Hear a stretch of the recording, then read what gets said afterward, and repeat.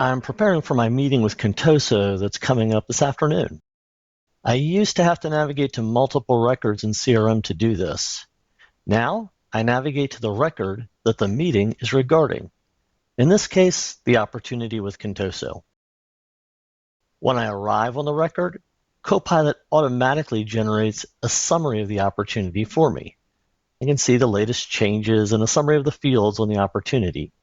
And I can copy this information with a click if I want to add it to an overall summary. I can also work with Copilot to get ready for my meeting. Copilot has already given me a suggested prompt to prepare me for upcoming appointments, so let's start with that. I'll hover over the meeting I want and click Prepare. And it gives me a nice summary based on information gathered in emails, meetings, and CRM to help me be ready for the meeting. I can dig a little deeper and ask some more questions. Let's get the latest news about Contoso.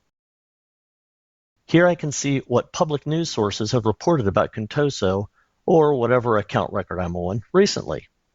I can click these to open them to dive deeper.